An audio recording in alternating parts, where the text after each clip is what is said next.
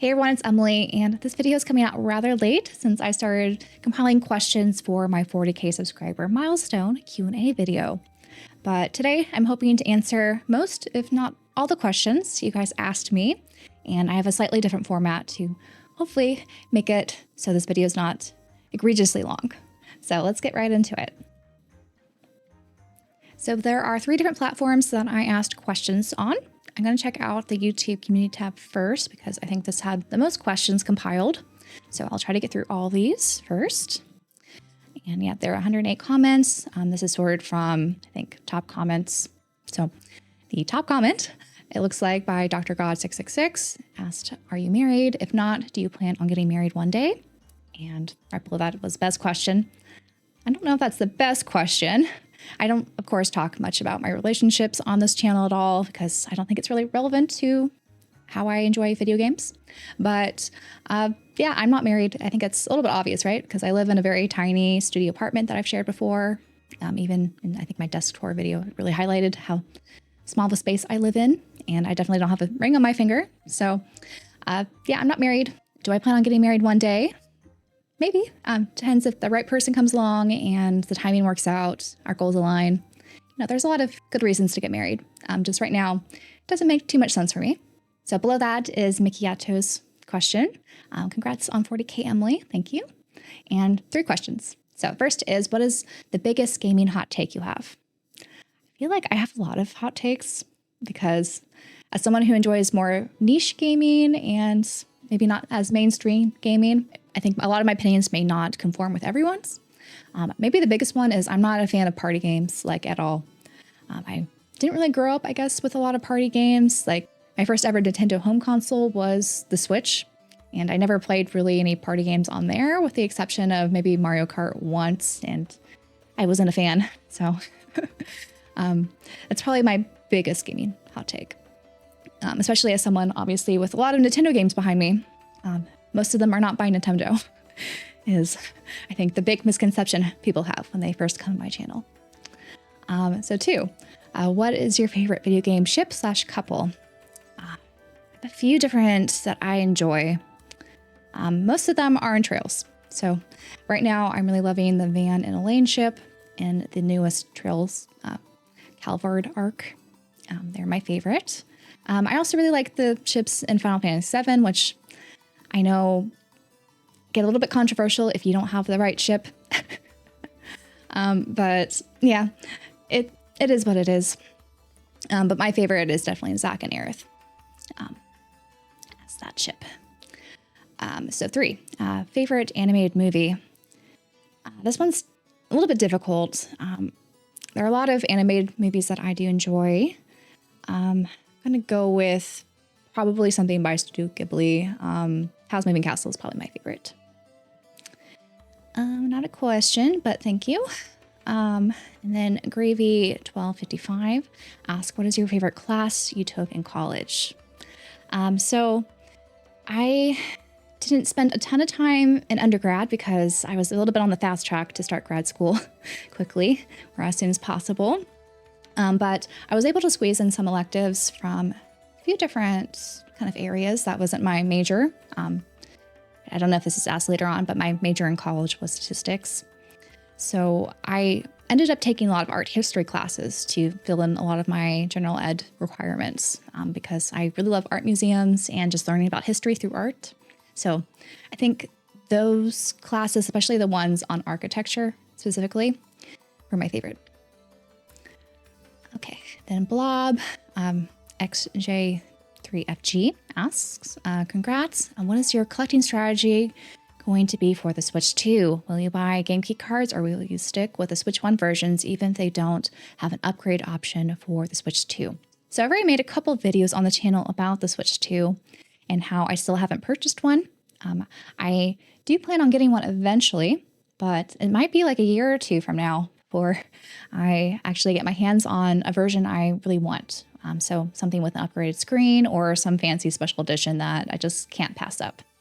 I'm just someone who's very, I guess, patient when it comes to upgrading my consoles. And I'm usually a little bit late to the party, but that's usually when they're a better deal or they are a better version of themselves. And so that's why I usually don't hop on them right away. And I definitely don't regret that decision. So I don't feel like I'm missing out a whole lot, since there's not a lot of first-party games that I need to play day one that have been announced so far. Now, could this change in the future? Sure. I didn't play Fire Emblem Three Houses at launch because I actually didn't own a Switch when that came out, but I still bought this special edition knowing that I would play it someday, which I did. So I can see that going forward with other franchises from Nintendo I enjoy. But for the other part of the question about game key cards or Switch 1 versions, so I'm probably never going to buy a game key card, even if it's from something that I love like Xenoblade. The main reason is because I would prefer just to buy it digitally instead of having an empty box in effect on my shelves, because I'm very limited space and I'm trying to be a bit more conscious about what media is on the disc, or in this case, the Switch game cart. So yeah, I would definitely pass if the game key card's the only option. But when it comes to a lot of these third-party publishers, I could usually get the game elsewhere. Either sometimes fully on the disc if I go the PS5 route, or I could just wait for it to be really cheap and buy it on PC where it will probably run a little bit better. And it might become cheaper over time. And I kind of like buying my games digitally on Steam because I like how their family plan works. I share games with my brother and his girlfriend, and that's been really nice just to expand our libraries over there. So I don't really want to buy digitally on any console if I don't have to. So yeah, and I don't like the idea of paying for an upgrade for the Switch 2 version if there's some sort of non-free upgrade path. So in a lot of cases, I think I would rather buy it on the PS5 where they don't have that upgrade path often, or on PC. The next Mecha Otaku Gamer asks, what's one thing outside of gaming you really enjoy doing? And there are a lot of hobbies that I enjoy outside of gaming. I enjoy reading a lot. I've been really bad at actually finishing my visual novels because I've been going through a lot of books lately and webtoons that have been kind of preoccupying my time for reading these days. I also really enjoy anime and outdoor activities like hiking, especially when the weather's great. I find it very difficult to balance a lot of the hobbies that I have, but I try to make it work some way. The next is Derek X Machina. Is hi Emily, congrats on 40K, much deserved. Here's to more milestones in the future. Thank you. We'll see what happens. My question is, have you ever had an instance in collecting where you've collected games, figures, etc. for a franchise only to eventually have your interest in that franchise erode over time? And has that impacted your collection at all? So this is a good question because I do feel like some maybe franchises or games may diverge a little bit from the path you would like them to take, especially if it's something that you've enjoyed since you were young and kind of growing up with the franchise, if you will, and it may split off into a different direction. I've actually had this musically where there were groups that I really enjoyed, like their first few albums, and then over time, just their music direction just wasn't really for me. And it does sort of impact your feeling on some of the older stuff, since a lot of times those like music groups or whatever don't really revisit that since they've kind of moved on to a new sound. But for some video game franchises that I could think of that I've maybe diverged paths with, it's definitely Pokemon. I loved Pokemon Silver. That was my first ever Pokemon game, and I played that. It's probably the game I played the most in my lifetime. I played it so many times. And then I went back to Yellow, and I dabbled a little bit on some of the other handheld Pokemon games, but I guess I wasn't a super fan because I didn't really continue with the other Nintendo home console games.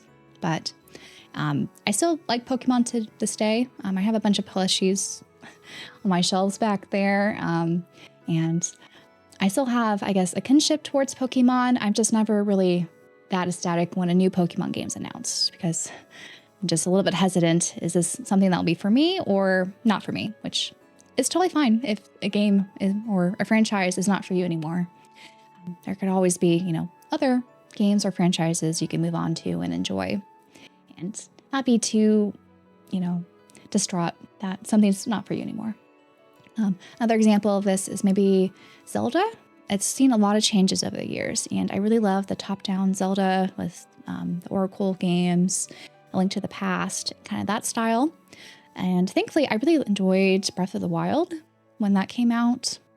And I was able to play it a couple years after when I eventually got my Switch. But something about Zelda I don't think has truly captivated me since a lot of the top-down or on the 3DS, A Link Between Worlds.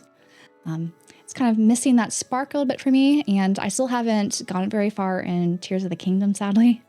Maybe someday when I pick it up again, it will finally click and I'll be hooked again, like I was with Breath of the Wild. But I've just found that a lot of franchises, especially really long-running ones, they may not always, suit my taste, which is okay. And I think that's only healthy, that we evolve and our tastes change over time. And when it comes to collecting, though, I usually just try to keep things that I like. So if I enjoyed a game from a franchise I enjoyed in the past, usually that game doesn't really feel different to me.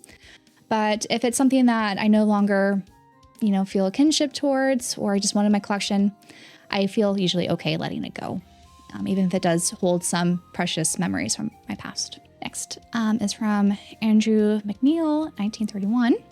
What's your method for collecting games that come out on both PlayStation and Switch?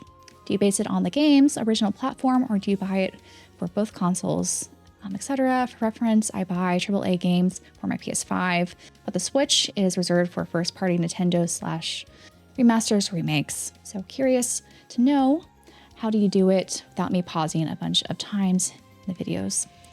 Congrats on the 40K. I always watch your videos. Thank you. So I found, especially right now with the Switch 2 as being an option versus, say, the PS5, I tend to still lean towards the PS5 if I want some sort of action-oriented game where performance is really, I think, key to the gameplay. And so most of my collection back there are usually action RPGs, or kind of similar games that you kind of need that performance to handle, and it's a little bit nicer to have on a larger screen so you could see everything, because when it comes to my Switch, or probably the Switch 2 in the future, I'm just going to be playing that handheld. I don't really anticipate docking that at all. So for the Switch or similar kind of handheld games, I'll extend this to maybe a Steam Deck if I decide to get one in the future. I think a lot of turn-based RPGs are perfect on those systems, or visual novels. I definitely prefer having handheld over a larger screen. And also price comes into play, because sometimes the Switch versions of games, maybe they're the more popular version, or they haven't reprinted them. I would probably go with a PS5 version of a game if it's cheap and I could find it easily. And I guess in a similar vein, if a game is more complete on PlayStation on the disc versus on the Switch or Switch 2, I'll probably get the PS5 version, because physical ownership is something that I care about when it comes to collecting, and it helps me kind of curate my collection around that philosophy a little bit. So right below that is, I'm not sure how to say your handle here, but I'm going to say Ray Kias. Let's go with that. Where do you prefer to play games? For example, handheld in a cozy spot, or in front of a TV/monitor? Lately, I've been playing a lot right here on my desk in front of my monitor. That's mostly because I've been playing a lot of my PlayStation games as well as PC games, but I also really like playing handheld. So what I like to do when possible, if I'm not getting too absorbed in a book or something, or a manhwa on my phone, is I like to play my handheld games right before I go to bed. And it's just very simple to do that. Whereas if I want to sit down and play for a few hours, I've been really enjoying the kind of monitor, larger screen experience with a controller. But if there's some sort of game that I would just prefer to have on Switch, I don't mind going long hours and like sitting on the couch or somewhere comfortable outside of this chair setup I have. I want to get kind of lost in that world for a bit. Below that, my hair routine. To be honest, I'm not the best probably to ask about hair routines. I keep it very simple, especially because scalp buildup is not fun, and so I try to wash it pretty regularly. And I also don't use heat products on my hair. It probably shows. So I just keep things simple. All right, below that, Poppies and DT Spanky, I think is what your name is. So happy for you. Would you ever consider trying streaming? So I do actually want to commit to streaming now that I have this kind of PC set up with a mic and everything where I feel comfortable probably having some sort of live stream going. Over on our podcast, the JRPG Pursuit, we've actually started doing this revolving streaming sort of thing. We do some reactions whenever there's some sort of Nintendo Direct or game show. That's on a couple weekends ago. We did a reaction to all the Summer Games Fest sort of things and State of Play and Xbox Showcase. That was a lot of fun. We streamed Death Bulge, Battle of the Bands the other night. It was a ton of fun, I think for 3 hours. So it's a lot of fun to stream with friends, which I've been doing over on the podcast channel, but I do want to stream also on this channel, Orbalology, at some point, probably just by myself, or maybe I could get some friends to come on here and chat while we just play games.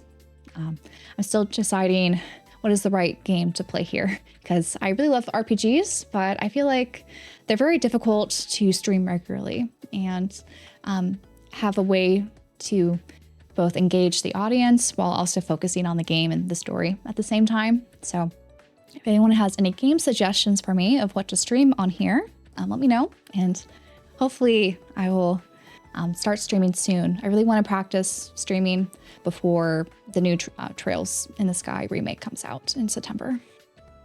Because I definitely want to stream that game at least. But I need to practice a little bit more before then. All right, so now below here, Donald Eckert, 1008. What advice would you give someone who wants to get into content creation on YouTube? Well, I think the best advice that I usually hear about this is just to start, because I think that's the biggest hurdle everyone has. Even for myself, I've been doing this for over 3 years now. Sometimes it's hard for me to just sit down and make a video because I just get, some built-in anxiety of how are people going to perceive this? Am I going to accurately share my point across well so that people understand where I'm coming from if I have some sort of, critical opinion or something like that. So I think just getting, that practice in and feeling more comfortable, of course, filming. And a lot of that just comes from starting and just the repeat action of practice. And I think even if you don't have a direction that you want your channel to maybe go or how you want to necessarily stand out in the crowd, because a lot of people are posting videos these days, I think starting is key. And if you want, you could always, reconfigure or rebrand yourself later on if you have more of a direction or if you decide you kind of want to do a heel turn and do something different. But really, you won't know until you start. Then Mark Riddix says, what game series are you hoping to get into soon? At the top of my head, I want to get into Tales soon. I keep wanting to start Tales, and I have so many Tales games, but I've not played one yet. So hopefully I could get into maybe Tales of the Abyss on the 3DS soon. And then what is some of your favorite games outside of the RPG spectrum? I think I mentioned visual novels. There's a new AI, the Somnium Files game coming out this month. I'm really excited for. I also really like 3D platformers, more of the kind of Sony vein, because as I mentioned, I never owned a Nintendo home console. So I don't have that same sense of nostalgia for 3D Mario or those games, though I did enjoy Odyssey when I eventually played it on the Switch. Yeah, Ratchet and Clank, Jak and Daxter, Psychonauts even. I really love those types of games. Okay, the 90s Handheld Gamer asks, what game gave you the biggest sense of accomplishment after beating it? And also congrats on 40K. Thank you. The biggest sense of accomplishment. It's hard to say. I feel like whenever you beat a game, especially a long JRPG, there's always this sense of accomplishment. But I guess the most recent one has been Expedition 33 because, man, was that a fantastic game. I want to talk more about it. I'm planning on maybe doing a ranking of all the games I played so far this year and just talking about them. Maybe by the end of this month or early next month, I'll come out.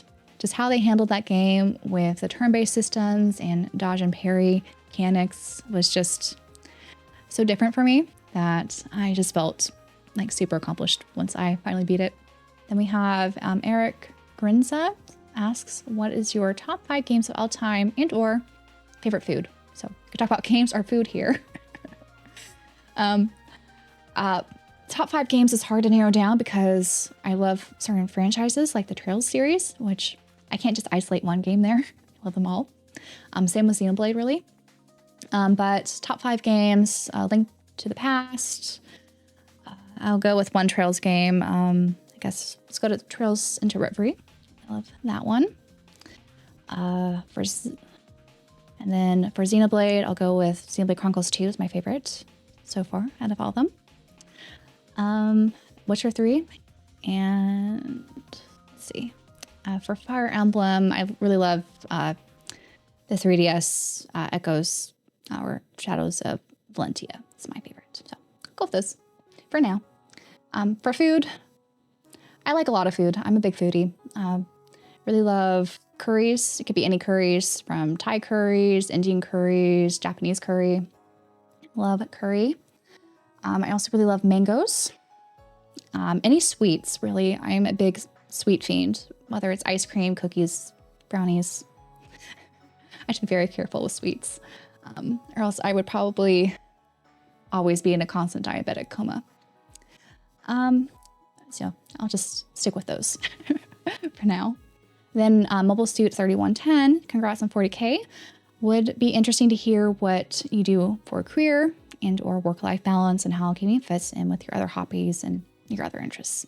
I've talked about this before, how a lot of my work involves data analysis. So I run a lot of statistics on big data sets, usually in the kind of healthcare or just general health sort of arena.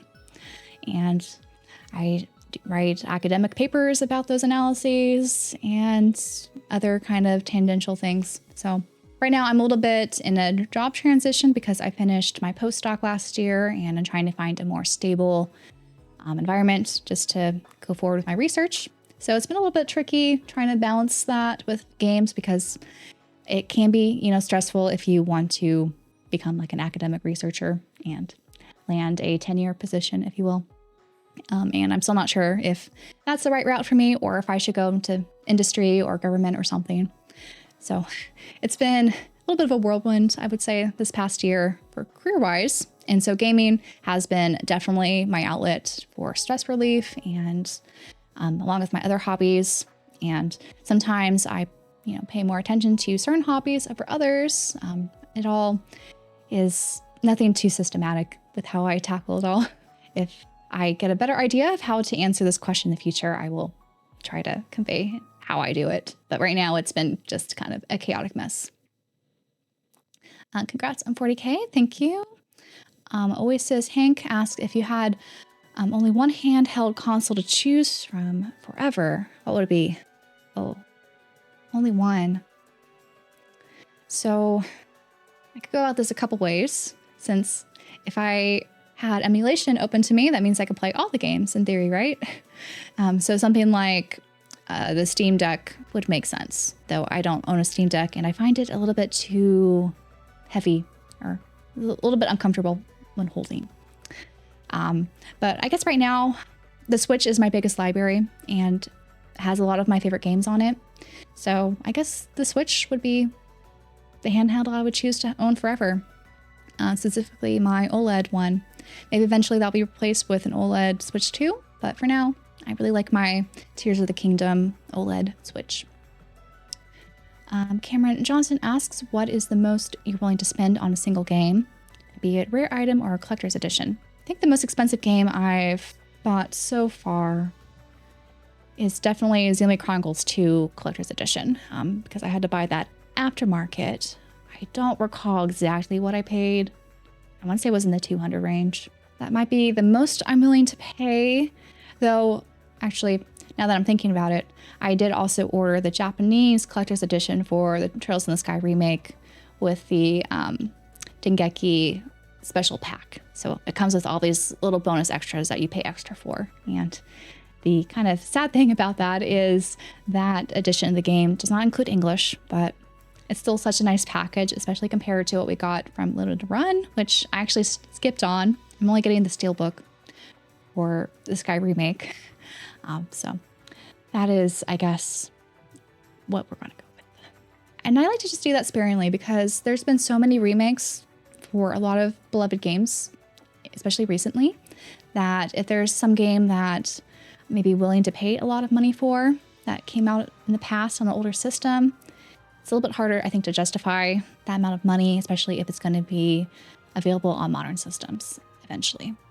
Is that always guaranteed? No, but it's why I think as far as retro collecting for me right now, I've been kind of just dabbling in more of the cheap end where it's fun, but it's not too much of a financial commitment.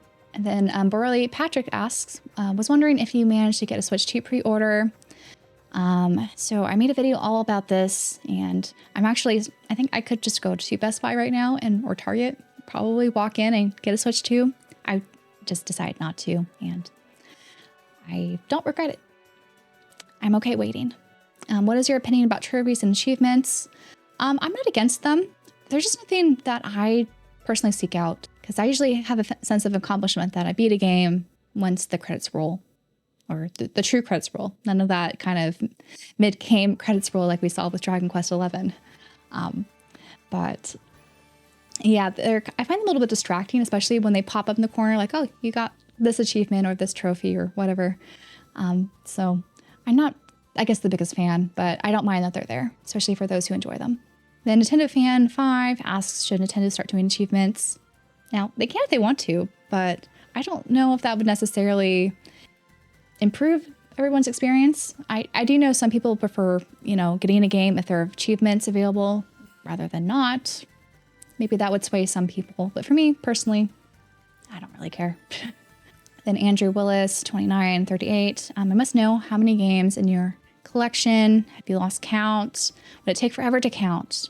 Well, I don't think I have that many games. I know I get this comment all the time of how I have just an overrun of games that I'll never get to. And I don't think I have that many. I know my shelves maybe look fuller than they really are. And maybe the 200 Switch games there seem intimidating, but a lot of those I've played actually, despite maybe what some people think. But I don't think it's too excessive, especially if you want to compare, what other people show in their YouTube videos of entire rooms dedicated to their game collection. And I don't really see my shelves filling up that much more. I actually just took down 20 games that I decided I didn't need in my collection anymore. And so I'm someone who's okay with selling games if they no longer fit my needs. And so I don't really have an exact count of what my collection was. I have a spreadsheet of all the games, but I don't think I've updated it. I might be just shy of 400 now. I don't know. It wouldn't take that long for me to count, to be honest, because they're just on the shelves behind me. And then this question's one I answered before. And it really just matters the genre of the game, how well does it perform, and what's the content of the disc, and how expensive it is. So those are kind of the 4 different components I consider when choosing which platform to buy or play a game on. Mike Holwart asks, hi Emily, congrats on 4K subscribers. Thank you. My question is about finances. I really appreciate the fact that you talk about personal finance and the need to approach collecting from a sound financial footing. What would you say are the financial milestones someone should establish before going into collecting as a hobby? Emergency fund, retirement savings, educate the masses on your approach and mindset. Well, I should first say I'm not a financial advisor. So for me, I'll just share, I guess, what I've done, what I feel comfortable with. So I only started buying games for myself in grad school. And that was when I was starting to actually make some money from teaching or research. And it wasn't a lot of money, but I was able to create a healthy emergency fund where I felt like if something went wrong during grad school, if I failed out somehow, I wouldn't have to rely on my parents to then figure out what I do with my life. And I would be able to pay rent and everything on my own before I figure out what my next steps are.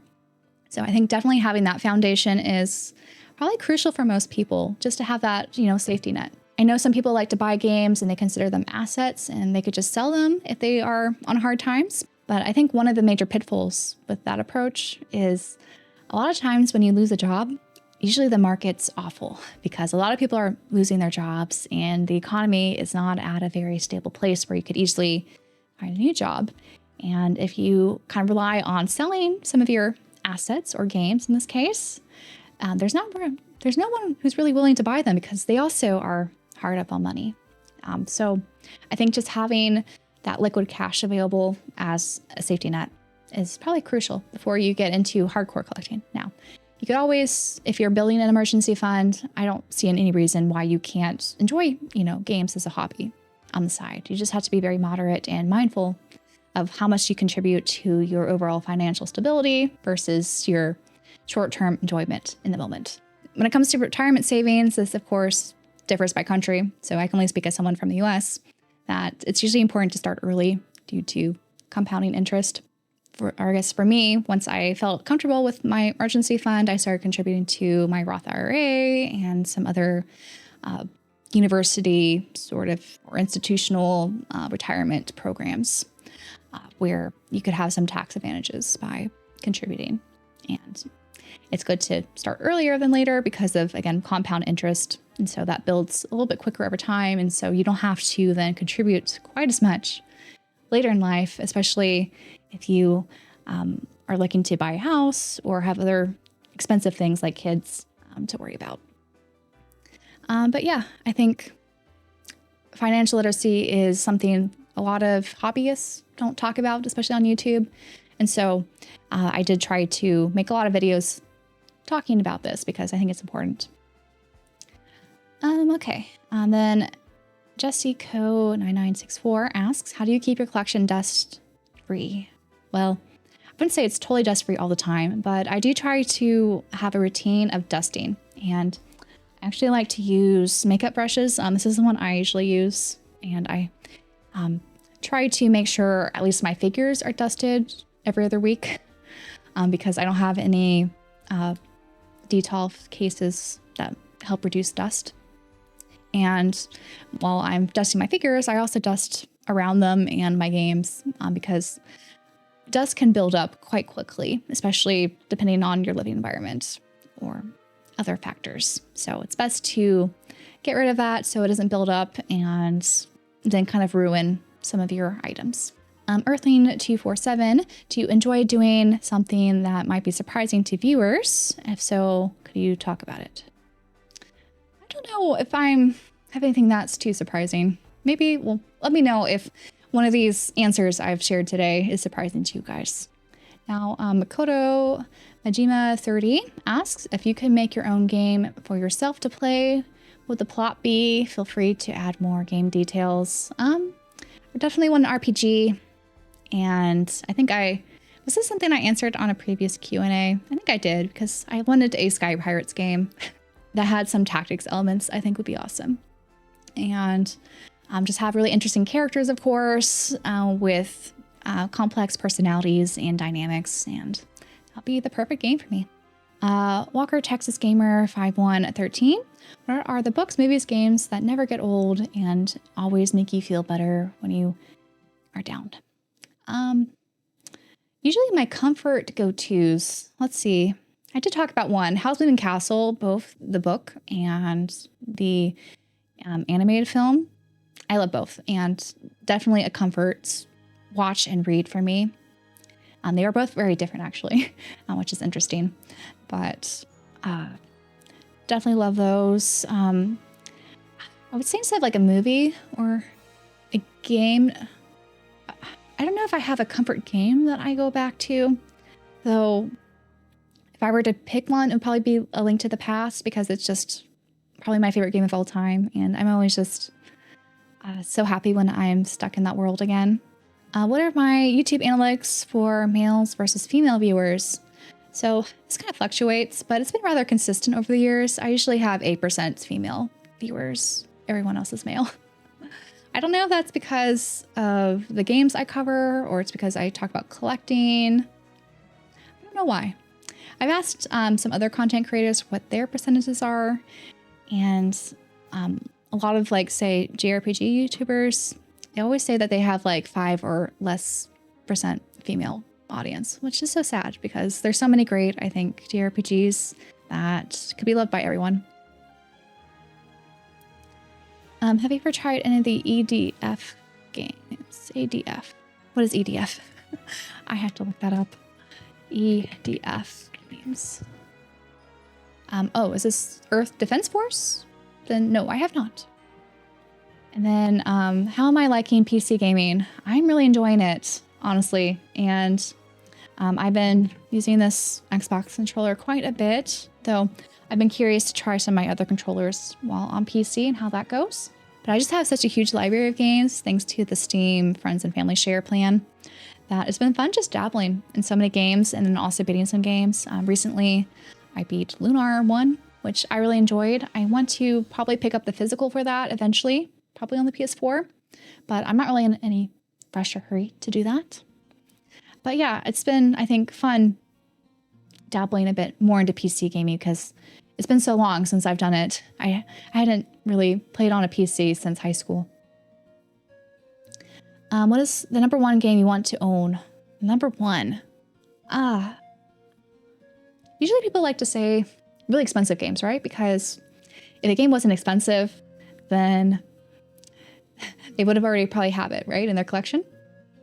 And now there's not like a ton of expensive games that I feel like I need in my collection.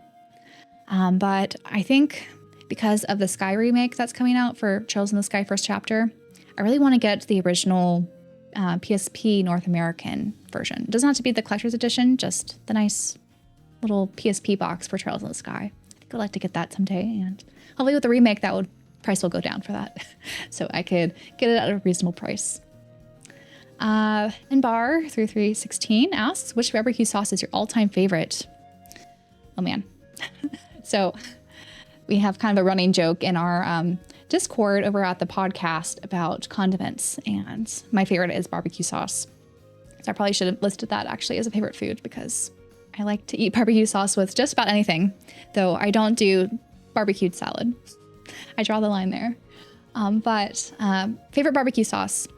I like a lot of them. There's actually a local place here that does a sweet, I think Carolina's kind of inspired barbecue sauce that I really like.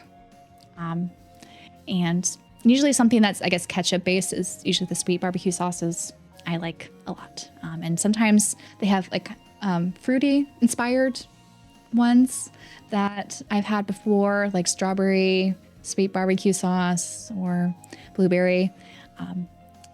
Those are good too.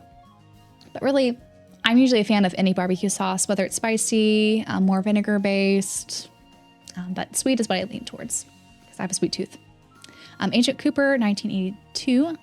Congrats, Emily. What Trails game has your favorite moment scene from the entire series? Now, oh man, how can I just choose one moment? There are so many moments in Trails. Oh gosh. It's hard to think of this off the fly, and because I've been playing these games for so long, there's a lot of just very vivid moments. I don't know if they're necessarily my favorite. Like the ending to Sky First Chapter was very memorable to me with the cliffhanger they left. Or I think maybe my go-to moment is when all the protagonists came together, in Cold Steel 4 and even Reverie. It's just so epic. Just seeing all the characters you've been with for years at this point, all in the same game and fighting for their same cause. It's just so epic. The Monkey Lick, congrats on 40K. Aside from Falcom, do you have a favorite indie developer? So I wouldn't call Falcom an indie developer. I would call them AA. They've been around the block for a while and have a lot of great franchises. But my favorite indie developer is definitely Supergiant Games. I'm so excited for Hades 2 coming out of early access. I actually have the early access for Hades, or Hades 2, but I haven't played it yet. I don't know if my brother or his girlfriend got it, but it's just kind of sitting there in my Steam library taunting me. But I want to wait for the full release before I play it, as I know it's going to be amazing, and I'll just be spending weeks playing it. Okay.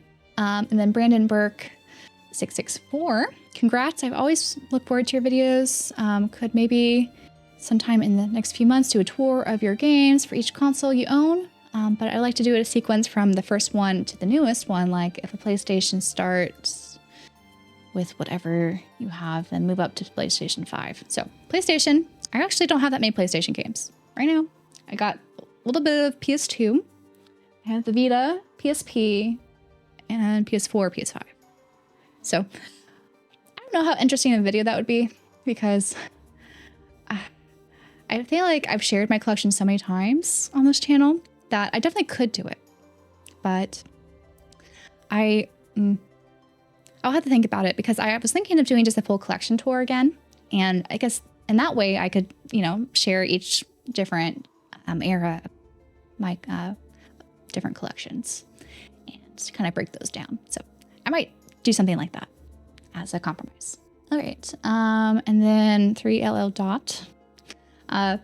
Really like your videos. Nice to see people who collect similar games and see what else I'm missing. I do the same, I'll admit, though it could get dangerous on YouTube. If you have played a game digitally downloaded on, say, the Switch, do you then pick up a physical copy later, even if you've completed it? So this is actually me now with PC games, because I have such a big library of games from my brother and his girlfriend. And so there's some games on there that I've been playing on PC that I want to own physically. And so I definitely would do that. And then the rest of it, now I find myself buying physical copies of games already owned digitally, then usually stay sealed since I have no incentive to open them yet. I also did this with 3DS games before, so I suppose it's a habit, but probably one I should reconsider. So I would say for the 3DS, it might be something to reconsider, because with how they do the flash memory on those carts, same with the Switch, you actually want to play your games so that they the memory doesn't die. So it's usually good practice as maintenance for physical games. Just like anything you own, it's good to have general maintenance of things you own. Every 5 to 10 years, you want to put those physical game carts into your system so that they then can do a self-repair kind of thing and make sure that they are maintained and will continue working for you. So I will caution a lot of people, if you collect these modern systems, so the 3DS, maybe the Vita, as well as the Switch, you want to actually open those and play them so that they could last a little bit longer than if they stayed sealed. But it's always up to you. I just, again, would caution you, if you can see yourself maybe playing those same games down the road, years later, this is just how you want to maintain them. Chris John 85, if you could join any RPG world, which one would you pick? That is hard, because a lot of them are very scary with monsters who want to fight you. Let's see, what is a nice world that is stress-free that I would want to go to?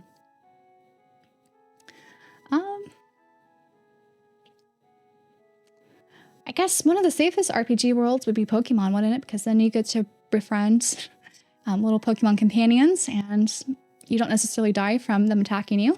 So maybe a Pokemon world. In that case, I would probably want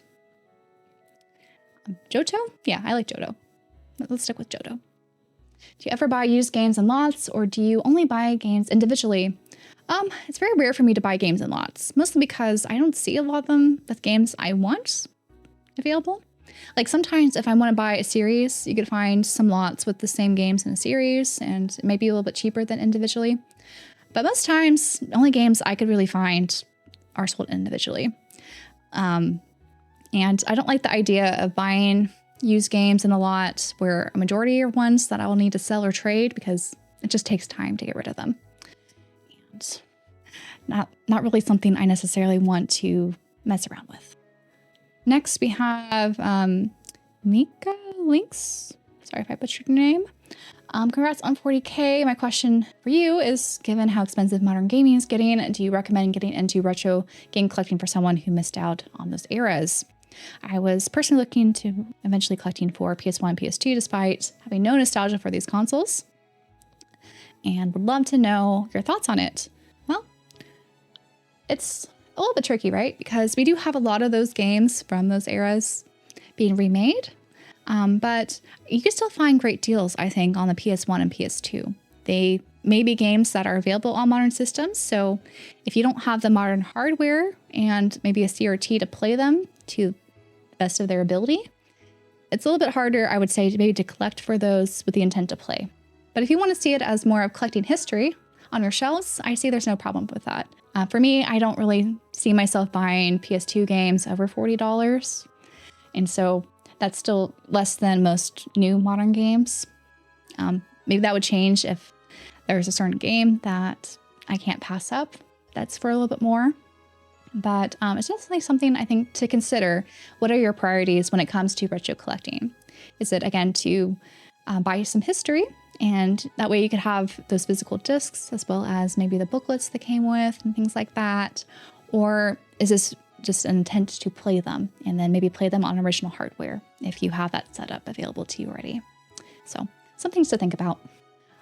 World Medic 3187, do you have plans for who gets the collection of yours when you pass? I keep wondering myself, like, who's worthy enough of this treasure? Unfortunately, I feel like it might be more of a burden for my immediate family to deal with rather than a treasure trove. Mostly because I don't really have anyone in my immediate circle, who values these types of maybe statues and physical games. My brother, he loves games. He's not really into JRPGs per se, but there are some that he enjoys, but he's very much a minimalist. He doesn't actually like collecting physical games at all. I don't know, because I've seen what my parents have had to go through when their parents passed and how much of a burden it was to clean their houses and see how they went about parting with the collections that they had, as well as just, their other items.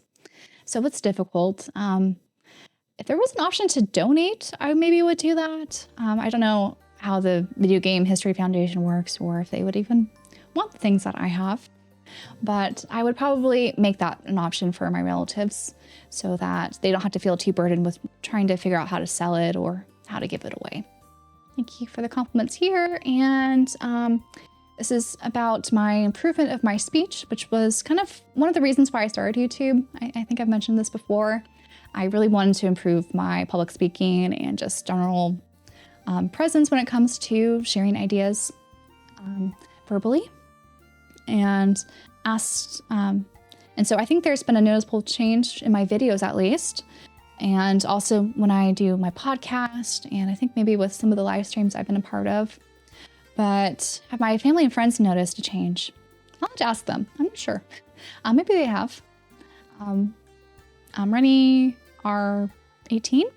Life has gotten really busy for me lately, and I hardly ever get a chance to consistently play my games as my backlog grows and grows. How do you make time to play your games, and how do you decide what to play?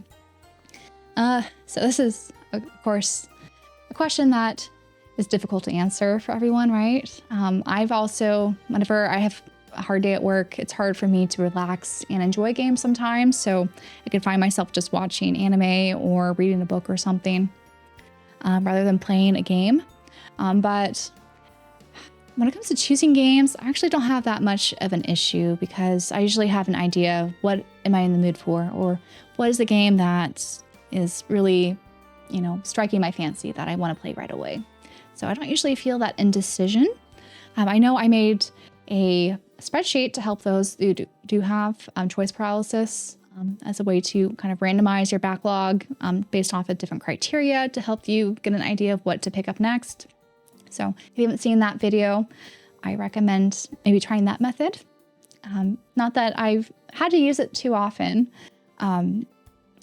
because again, I usually very much a mood gamer. And so I just kind of look at my shelves, and whatever sticks out, I decide I should play that.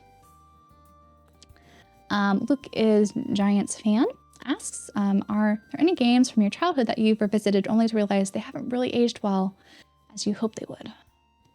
So this hasn't happened yet, though I will say I've been very cautious about which games I've revisited from my childhood.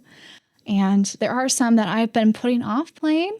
For example, I did buy the PS4 version of Psychonauts, and I'm very worried that if I were to revisit that, I wouldn't feel as enamored as I did when I played that when I was younger.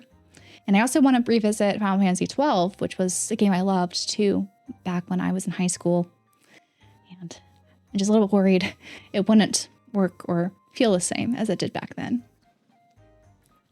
So maybe someday I'll have an answer to that once I try it a little bit more. And then Total Level YouTube asks, congrats on 40K. What an accomplishment. Thank you.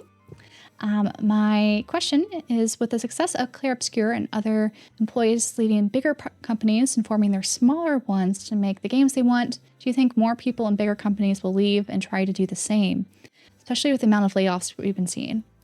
I think a lot of people might want to try. It's just very difficult, I think, to have that capital to have, the games take off.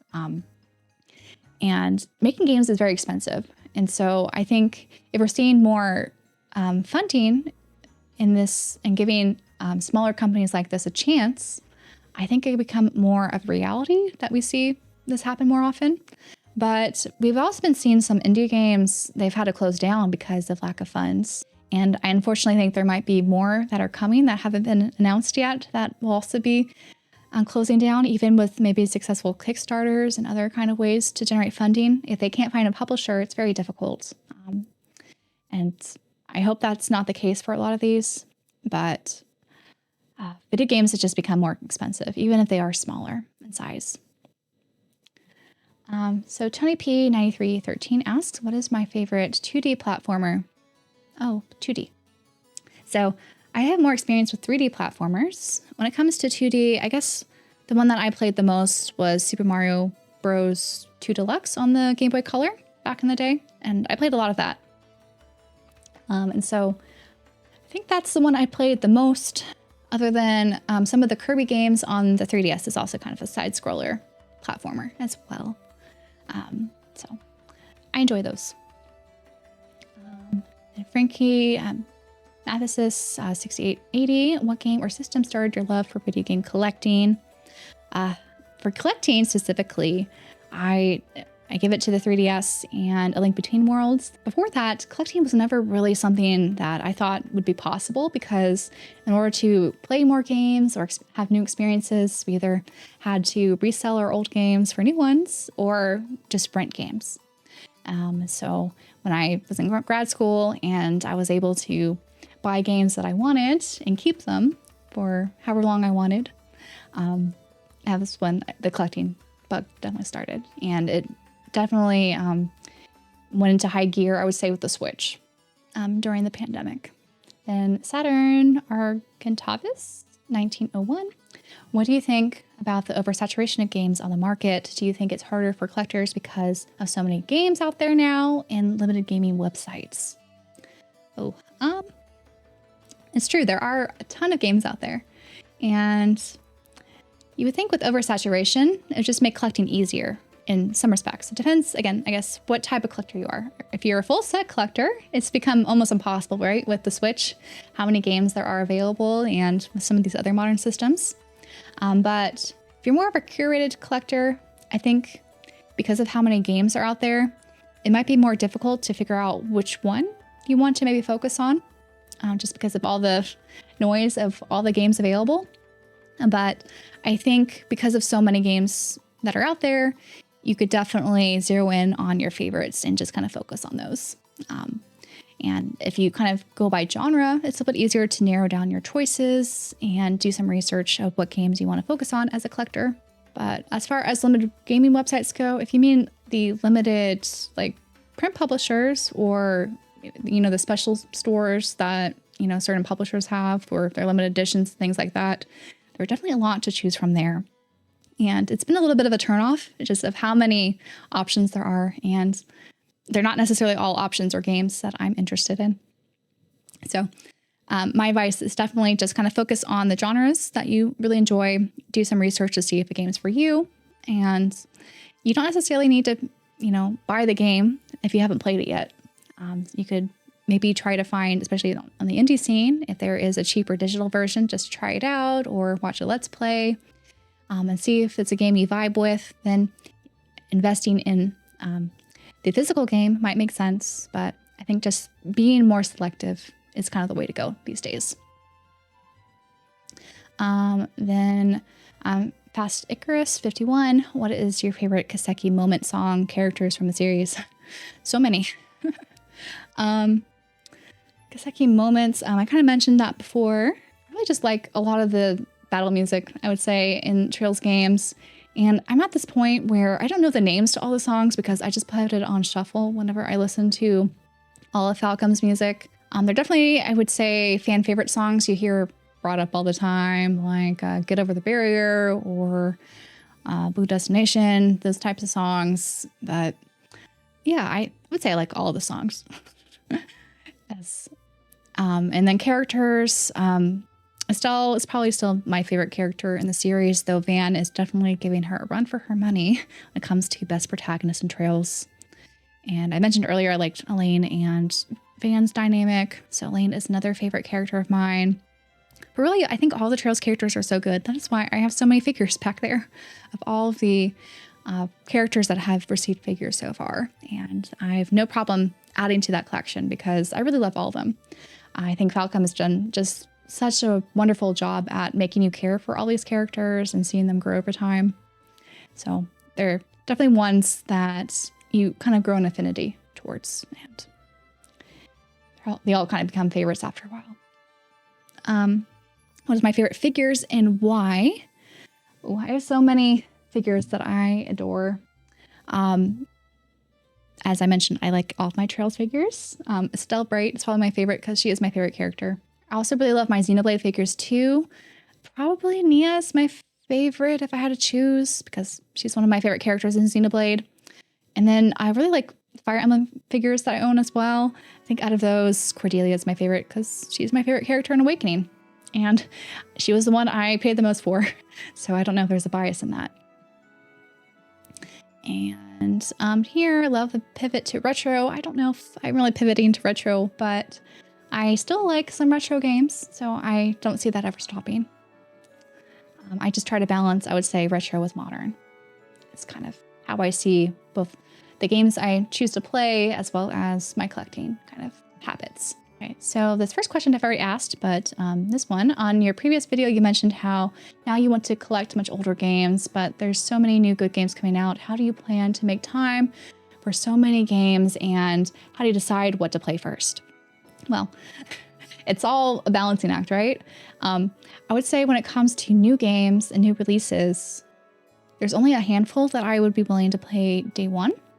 And a lot of them are RPGs, which do take up a lot of time to play, of course.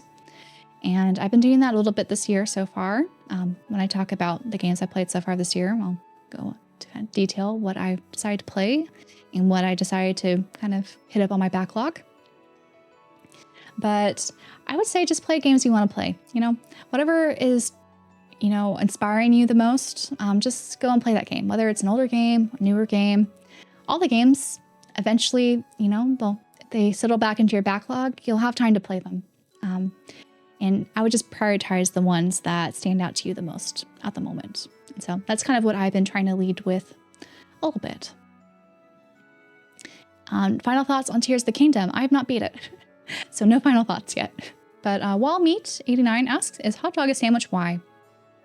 Is this implying that a hot dog is a sandwich? Because I'm inclined to think it's not a sandwich. I think a hot dog is its own thing. And why? It's because when I make a sandwich, I'm not going to put ketchup, relish, mustard on it like that. So that is why I would put other ingredients to make an actual sandwich. Okay. Then Amazon Fire HN6BR. Try retro game streaming. It would be cool. I would like to, but I think the games I'm probably going to be streaming first are ones that are in my Steam library. So some might be retro games, but remasters, some may not be. I think that's probably going to be the easiest path right now for me because you need kind of the setup to stream retro games. I don't know if I'm ready for that quite yet. Coastal Spark 23. When it comes to playing retro games, what are your preferred methods? Emulation, original hardware, etc. Guess either remasters, which is what I've been kind of leaning on because I don't have the original hardware for most of these. My most retro console I have is the PS2, but I don't have a good CRT TV or that really expensive link cable that you could use with modern TVs to make those games look good. Maybe eventually I will, and I could play those on the original hardware. So I'm kind of leaning towards emulation right now as the way I would be able to experience them. outside of my Game Boy Color and Game Boy Advance games, I would play that on hardware emulation with the Analog Pocket. And I guess if you consider PSP games retro, I've been kind of emulating those on Vita, even though I own them on the PSP. I do want to try more on the PSP itself. I've just been a little bit cautious about playing UMD discs and not getting those scratched. Along with DS or 3DS games, I've been playing my DS games mostly on my 3DS. But I do have some DS consoles that I do want to play more with in the future. Then Oki22 Able, do you think Game Key for Switch 2 will ruin video game collecting and force people to go fully digital? I don't know if it's going to ruin it. It's definitely going to, I think, speed up the digital direction, because I think that's kind of what Game Keys, whether it's for Switch 2 or not, it's kind of designed for. It gets you used to downloading games. So why get this disc to make that experience less easy, than just go to the store and buy it from their one platform where they can kind of dictate the price without any competitive pricing. But yeah, I don't know. I think there are definitely places we'll still be able to get physical games for, like first-party Nintendo games for the time being, and some more of those limited print companies will continue to make physical games. At what price? That remains to be seen. I think it's going to be a little bit expensive for the Switch 2, at least right now. But I have been kind of leaning towards digital a little bit recently, especially with some new releases, and then waiting to maybe buy a physical copy if the game is something I want to own a physical copy of or not. So I don't know. I'm not too against digital. I think having digital as an option is great. There's also places like GOG where you can get DRM-free digital games, and that aligns with kind of my philosophy around ownership with physical purchases. So it's not so doom and gloom for me, because I have a great library behind me that I built up that I'm really happy with. And it'll be a little bit sad if some games have no physical option in the future, but it is what it is. But I think we'll still be able to get at least boutique physical games. And then Mithram here has, it looks like, 2 questions. First one, how do you feel about remakes or remasters of classic games? Are there any you'd love to see? I'm for it because it does grant access to some games that maybe only had emulation options or really expensive physical options to play. And also I really enjoy some of the quality of life features that a lot of remasters or remakes are giving kind of new life to some of these older games. For example, I just played the Lunar HD Remastered, and I really enjoyed the 3x speed option they had, as well as some of the auto battle you could kind of customize. Because a lot of the turn-based battle systems there, you're kind of going through the same motions every single time, so it could get a little bit tedious. So that just helps streamline everything and let me kind of fly through the story a little bit quicker and just really enjoy my time without feeling like I was wasting my time, if you understand. So I think that's a good way to kind of relive or bring back some of these classic games. And I would just love to see more of them, especially done right. 2, if you could become one character from a game, who would it be? Who would I become? So that's a hard question, because there are a lot of amazing characters out there, but a lot of them, they have to go through a lot of struggles, which I don't know if I would want to put myself into their shoes while they deal with a lot of those struggles. So, yeah, I don't know if I would want to be a specific character. I think it's cool to play as them, but would I want to embody them? I'm not sure. Now, Upset Nerd, I would like to know, who do you find to be the greatest villain in any video game you've ever played? Why? The greatest villain? It's tough, because there's quite a number of villains that I would say are kind of spoilers to bring them up. Especially if you haven't played some of the franchises I'm thinking about. I think in recent memory, my most memorable villain was probably the one in Xenoblade Chronicles 3. Mostly just because of the backstory and how they interacted with your main cast of characters and kind of the struggles that they had to deal with. I thought was portrayed very well. Then Cat Deck 10, what system did you start on that got you mainly into RPGs? So technically, my Game Boy Color, I played Pokemon. That was the first RPG I ever played without knowing it was an RPG. But really, I would say the PS2 was my RPG machine at the time, because I first played Kingdom Hearts and fell in love with it. Played the sequel, of course. And I played some games like Dark Cloud and some other RPGs that got me more into the genre. And then eventually into MMOs and other kind of RPG adjacent games. But I guess the more traditional RPGs, I really only started maybe on the 3DS. It's when I started doing more turn-based RPGs that you kind of think of more traditional RPGs. And that eventually migrated to the Switch, which had so many RPGs available. Next is Pidgeot Tamer.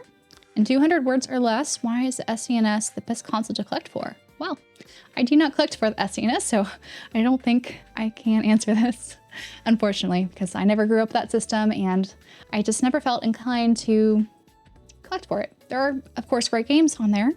A lot of them that I've picked up the remasters for, I would say. And now, if you could bring 3 games with you while being stranded on an island, which ones would you bring and would you be able to play for the rest of your life? Live service or service provided would be accessible, but will be gone if they shut down.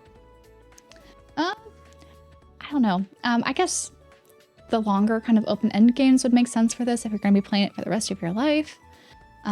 So I guess something like Breath of the Wild, Xenoblade Chronicles 2, Witcher 3, like those types of games I probably want to play since they're so long and there's so much stuff you could do. If I ever considered streaming, yes, as I answered before, I hope to start on this channel sometime soon. Give me ideas of what games to stream. What system would you like to own but have yet to pick up? I'm pretty happy with the systems I own, to be honest. I want to get a Windows handheld, so either a Steam Deck or something adjacent. I'm kind of waiting for those options and for the price to go down, and I'm hoping the new Steam Deck will be revealed. So I could kind of consider if that's something that I want to own, if that's something that would be able to comfortably hold without having to have a pillow in my lap while playing. So that's kind of the system I've been eyeing. What is my favorite movie based on a game? I don't know if I've watched that many movies based on games, other than like Tomb Raider. I guess I'll go Tomb Raider. I'm sure I'm blanking on something I've seen before that I'll remember after this, but yeah, there's not too many, I would say, game movies that I've enjoyed. Okay, so what are my preferences for graphics in games? So pixel art, color blocking, cell shading, 2D, 3D realism. My favorite, I guess I gravitate towards the anime style, right? So I don't really need realism in games. And I really like, I guess, cell shading if I had to choose one. But I think there's definitely a time and place for pixel art that looks gorgeous, along with color blocking and even realism. Like, there are some nice games out there. I just don't like how long it takes for realism games to come out, especially if they focus so much on the graphical style and not the rest of the game.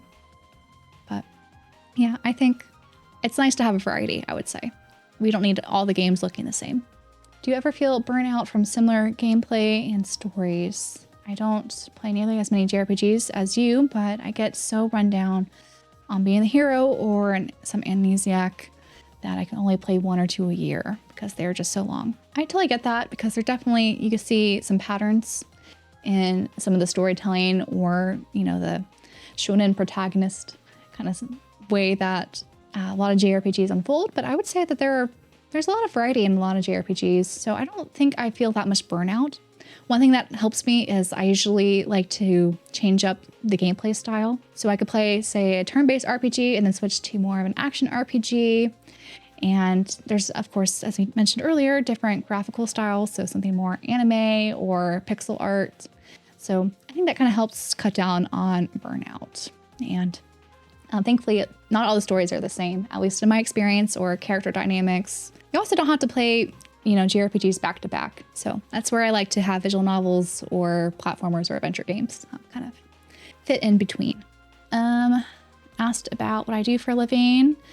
Feeling at least have a master's degree. I do. I also have a PhD and completed a postdoc. So I have plenty of education that I spent too many years getting.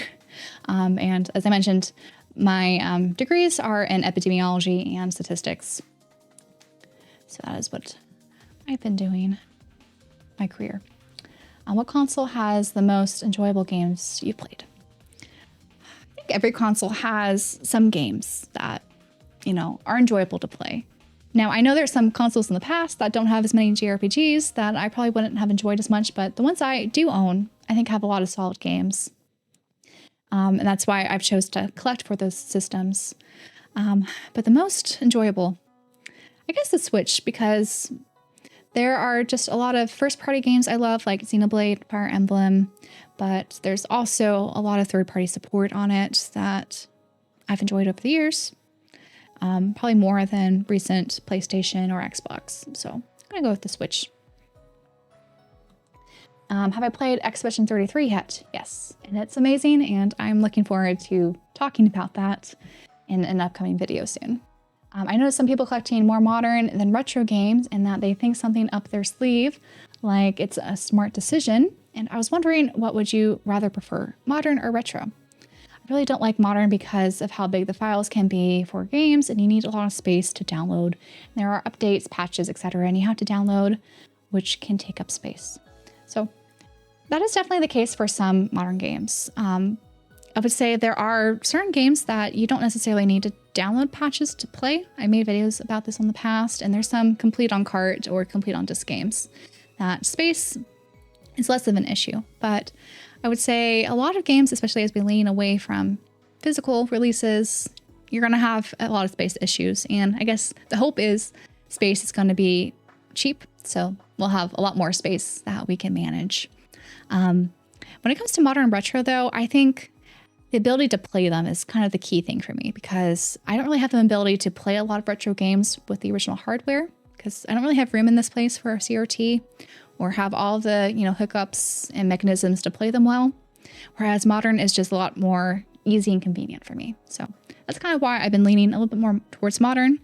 And there's so many games, especially with remasters and remakes coming out with quality of life enhancements, it just makes sometimes the playing experience a little bit more enjoyable. Are you in med school? I am not. I've never been to med school, but I have been to grad school and I did a postdoc. Okay, now recently, Righty Remastered got collector's edition for $250 for a limited run. With that price range, are you going to get Next Trails or any of your fave collector's editions, Emily? So I think I mentioned this earlier that I actually skipped out on the Bracer edition from limited run games because I actually didn't like the contents of what was inside the box, and I didn't really think it was worth $175 plus tax plus shipping to get it. I instead just opted for the Steelbook version. And I instead bought the more expensive special package from Japan. And also the Bracer box through Pinbox, which had some nicer items, including a little ornament that you could customize with different quartz.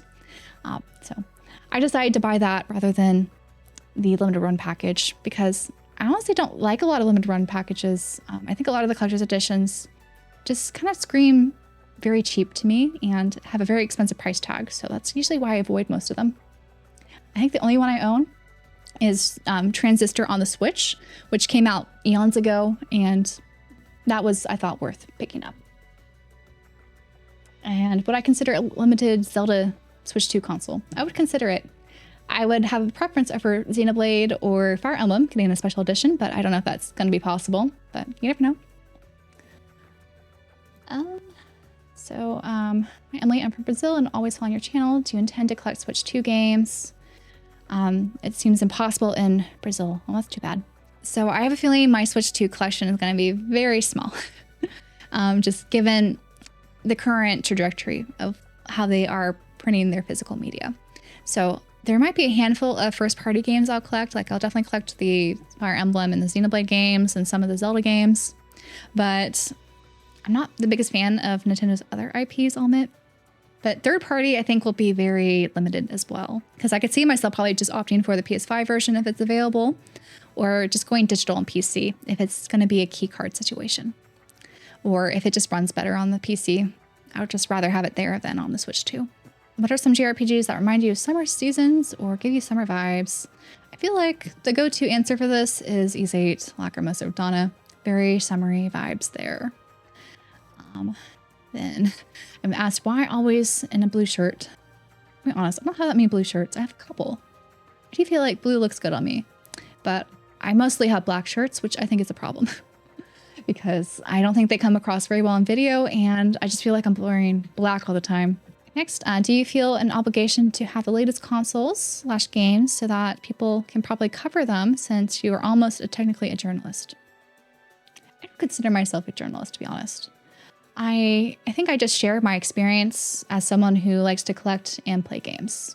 And I definitely don't come at it with an objective point of view because I'm just trying to convey my opinion in an articulate fashion. So I don't think that's the job of a journalist to do that. So I do think covering topics that I feel very strongly about, I try to do.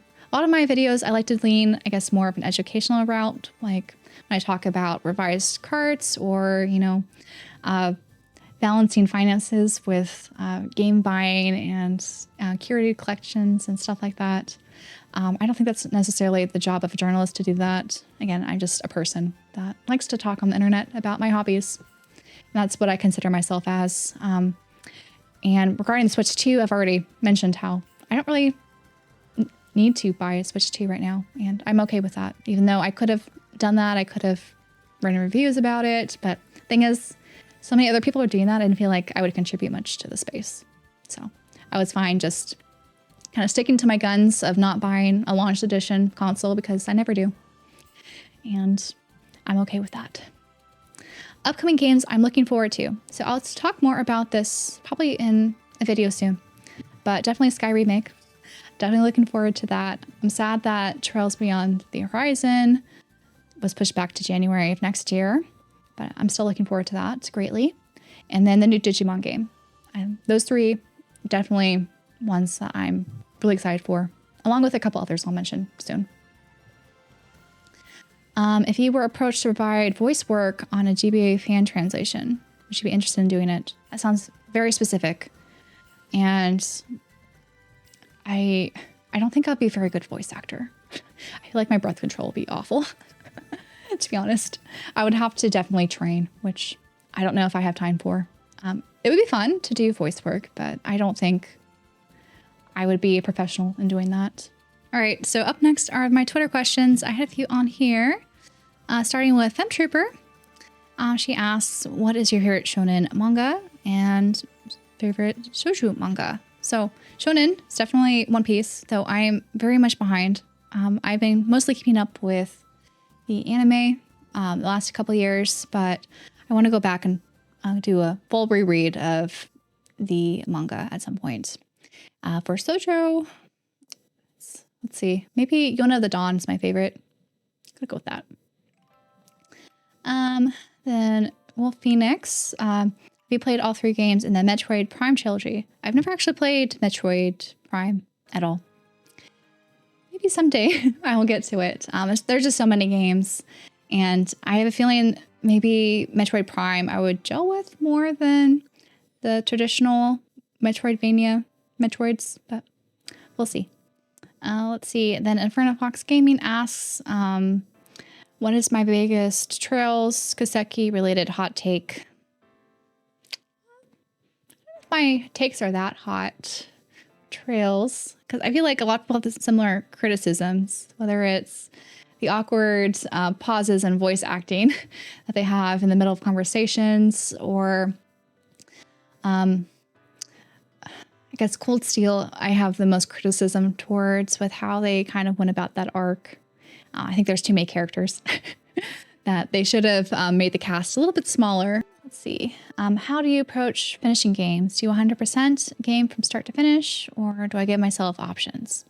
I usually finish a game when I feel like I've finished a game. So that's often when the credits roll, or if I feel like I've played enough where I feel satisfied. So I don't usually limit myself to that. And I usually don't just limit myself to playing one game at a time. I usually have a couple on the roster. So that way, if I want to play a game at my desk station here, I can. And then if I want to transition somewhere else with like a handheld device, I can play a different game on that. What are some games in your backlog that you want to play but haven't gotten around to yet? There are so many. I talked about how I want to prioritize the Tales of games. So one of these days, I guess of the more modern games, the next one I want to play are some more Final Fantasy games too, because I feel like I need to have a little bit more of those under my belt. Then Cold Nights Gaming asks, what is your favorite flavor of ice cream, soft serve or traditional? I'm someone who loves all the things in my ice cream, so I want all the chunks and, you know, waves of chocolate and peanut butter cups and cookie dough. Just give me all the stuff in ice cream. So that's usually only done with traditional ice cream. So yeah, I would say I prefer that over just the smooth soft serve. And next is, what's a gaming genre you haven't played much but you want to try more of? There are a few different gaming genres I've been wanting to play more of. Though, I'll be honest, I have so many in my backlog of RPGs and visual novels. I do want to probably spend more time just finishing those than exploring some new genres. I think I probably should expand my platformers a bit more, since I've kind of stuck in that PS2 era of what the action platformers are like. So maybe doing more traditional platformers or something I should try more of. Next, Abby asks, what was one thing you wish you got to see / visit / buy in Japan that I didn't get a chance to? Oh, there's so much more I could have done in Japan. Last year was my 3rd time in Japan, and I visited more cities than I had before. But I still haven't seen all of Japan. Like going up to the northern region of Japan, I think would be really cool someday. Going to Okinawa Island someday. So many cool things, I think, and different types of food and experiences to have. Be great. Buying in Japan, I feel like I bought too much in Japan, so I think I'm good on there, and I don't need to buy more. But maybe in a few years when I go back, I'll have another shopping spree. We'll see. How many hours do you play video games a day per week? That's hard because it varies. Because there's some weeks where I'm like on and I just want to finish a game, like Lunar Remastered. I spent like 3 days playing that and beating it. So that was like 16 hours just among those 3 days in 1 week there. But there's some days or weeks that I feel more like watching a show. So like if I'm really involved in some sort of anime season, or if there's a book I'm really sucked into. And so it varies really from week to week, to be honest, how much I play. Next from Rush, what is your favorite place you've traveled to? So I haven't been to that many countries, what can we say? I've only been to, outside of the US, I guess 4 countries. So South Korea, China, Japan, Canada. I'd like to increase that in the future, but I really like to go to places with really interesting food and cultural experiences. So I guess because I've been to Japan 3 times, that has been my favorite. And my favorite city in Japan is probably Kyoto, because it has a nice mix of modern and historic. And so I kind of like that vibe, and a lot of great food and things to see there. But I also really like going to South Korea, because I think out of all the places I've been to, they have the best food. So I wouldn't mind going back to South Korea and maybe going outside of Seoul to see more of the country someday. Next, what is your favorite franchise of all time? So that would be probably Trails, though Xenoblade is like a second close favorite. And what is your favorite type of music? My favorite type of music is hard, because these days I listen to a lot of video game soundtracks. So I don't know if that's a genre of music per se. I also really like K-pop, so that's something that I've been into since I started grad school, and it's just been fun to kind of keep up with over the years. But I think when it comes to genres, rock is always my favorite. So this is both like American, British, Japanese rock, like all the types of rocks. So that's usually the sound I gravitate towards. How do you keep things neat and clean, well organized? My recommendation is to, on Google Calendar, set a recurring reminder to dust your shelves. So I do that every other week. What's a goblin? I have no idea. What's one game mechanic you wish more developers would implement and why?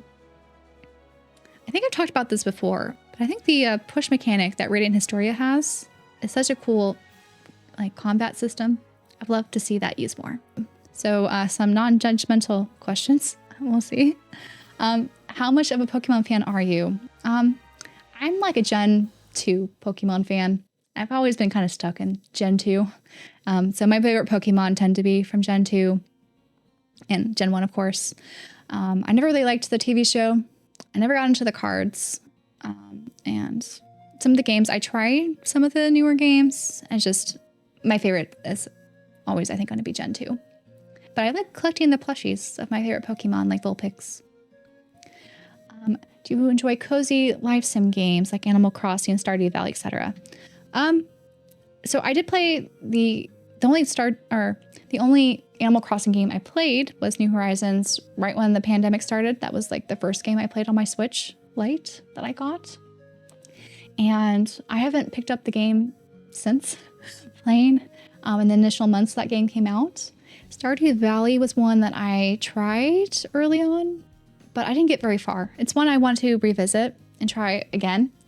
But some of the cozy life sim games I never really clicked with. I think Rune Factory has really been the only cozy life sim franchise that has really clicked with me. And I'm really enjoying the new Rune Factory game right now.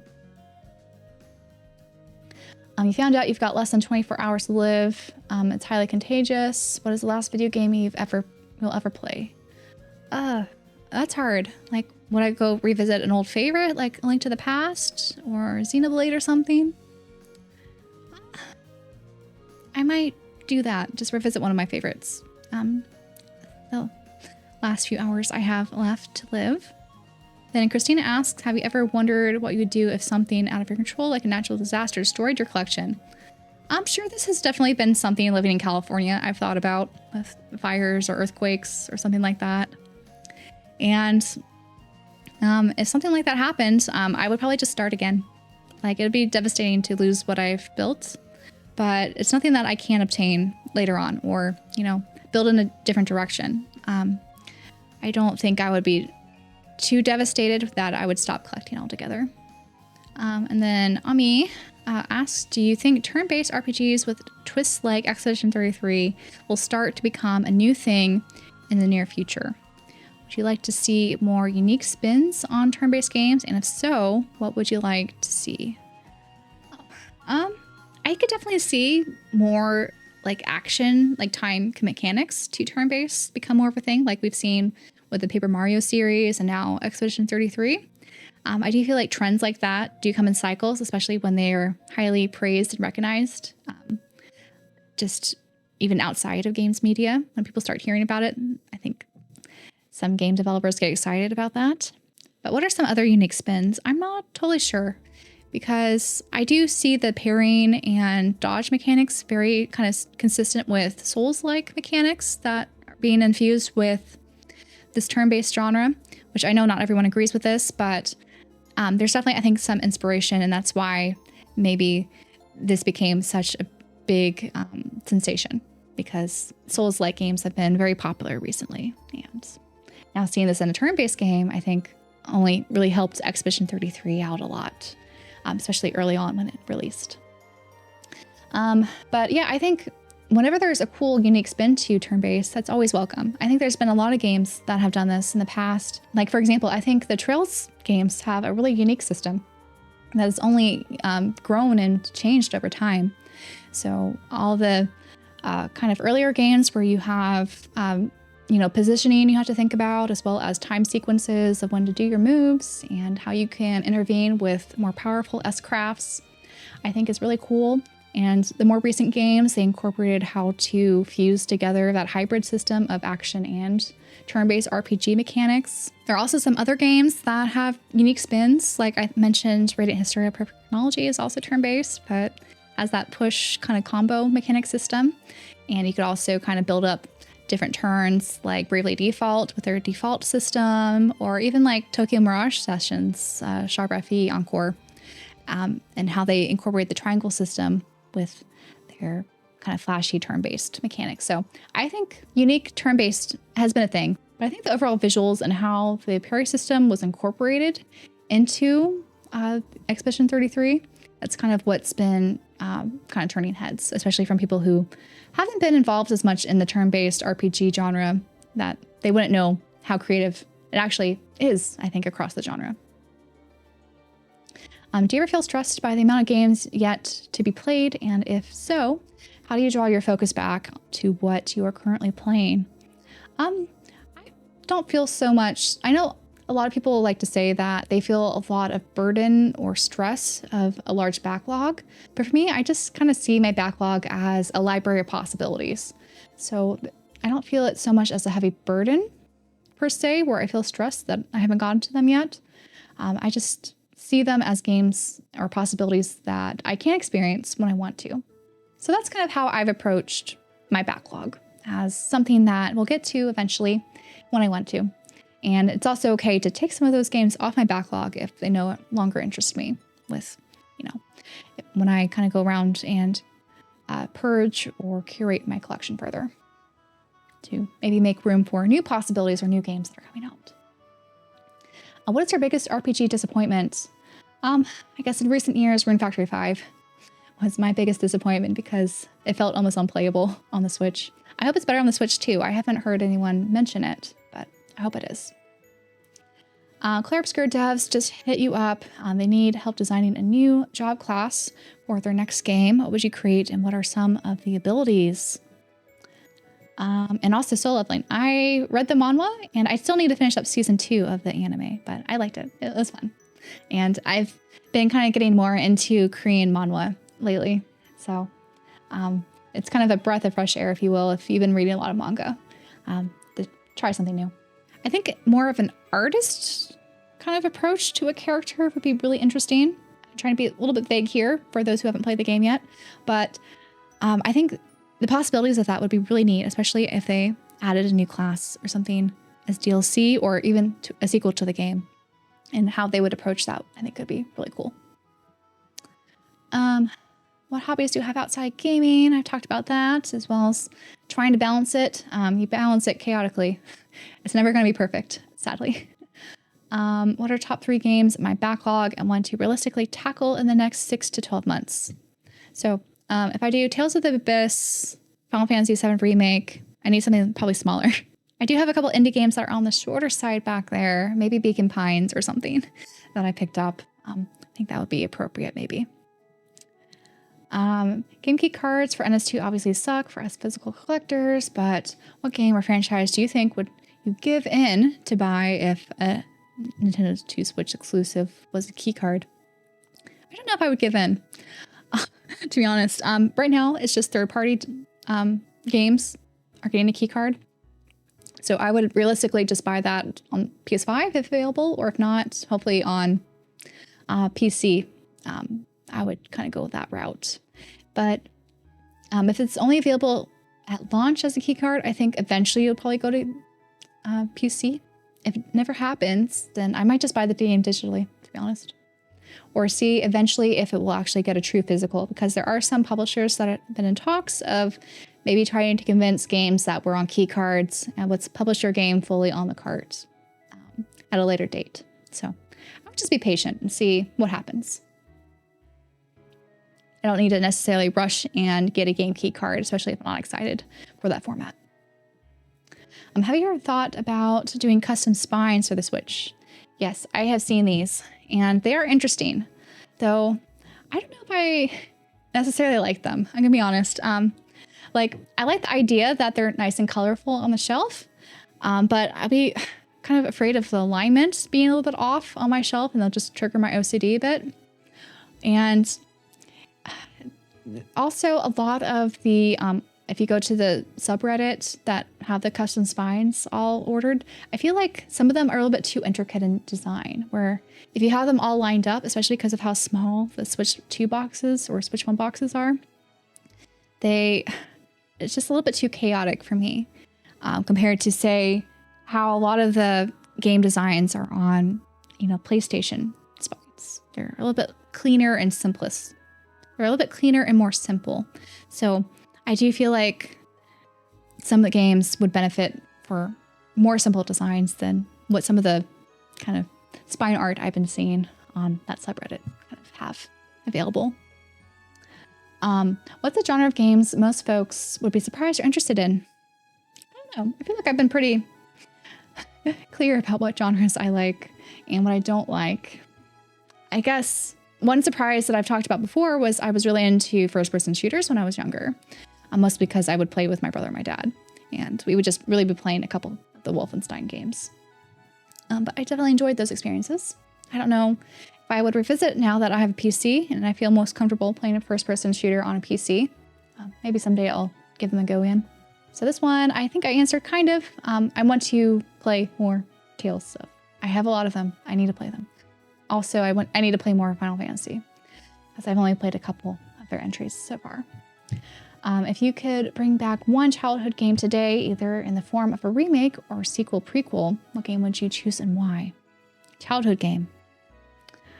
Oh boy. I'm trying to think of a childhood game that hasn't already been remastered or remade.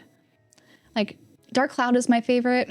So I know they kind of did that port on the PlayStation Network, so it is accessible, but I think a true remake or remaster or even a new sequel from Level 5 would be amazing. I don't know if that's ever going to happen, though. What game that isn't confirmed to be one already should get a Switch 2 remaster or port? So would this be a Switch 1 remaster to Switch 2? Or would this be a different game? In all honesty, I'm just waiting for that Fire Emblem 4 remaster to come out finally. I'm hoping we get news of this soon. But Genealogy of the Holy War has been in rumors for so long, I'm almost worried it's not going to happen. We'll see. Who are some of your favorite characters from each of the Trails arc, and a brief description of why? Bestel aside. Yeah, Bestel is great. I think in the Sky arc, if I exclude Estelle, maybe Oliver, he's just so interesting how he's grown throughout the series. And he provides, I think, some good comic relief too. I'm excited to see how he is portrayed in the remake. The Crossbell duology, my favorite. Who's my favorite? Maybe Randy. I feel like he's everyone's favorite because he just has the funniest lines. He's hilarious. The Cold Steel games, Laura was my best girl. I liked Laura a lot, though they didn't really have her on as much in the later games, which was unfortunate. And I liked Crow a lot too, though I don't like some of the choices they made with his kind of character development. I'll just say that. But yeah, there's too many characters in Cold Steel. I guess Toa too. I like Toa a lot. She's sweet. And then Calvert, I liked Van. He's my favorite. With Elaine, my second favorite. Van's just, I think, a breath of fresh air when it comes to the Trails protagonists. He's just his attitude and personality is just so fun. And I like his kind of mature take on how to go about a lot of the things going on in that world. I know you don't really collect for PS3, but if you decide to, what would be the first 5 games you look for? Definitely those PS2 remaster collections on the PS3 are the ones I would be most interested in. Or any RPG that hasn't had a port anywhere else. I think there are a couple games, but most of them have been ported, so there's not a lot of exclusives on there. Oops. That I would necessarily need. Next, as your channel evolves and your collection grows, how would you define what makes a game worth collecting in your PC? And what has changed in your collection as it grows? So I guess my main kind of foundation for when I choose a PC game over console games is if it has a great price point, if it runs really well, and if a physical is not very good, then I would opt for the PC all the time. personally haven't had to buy a lot of digital games so far on my PC because of just the extensive library that I could tap into. And I've also been fortunate to receive some codes from publishers or developers to play some games on PC and experience some of them there. But yeah, I just enjoy my PC a lot, and I could see myself getting more games for it in the future.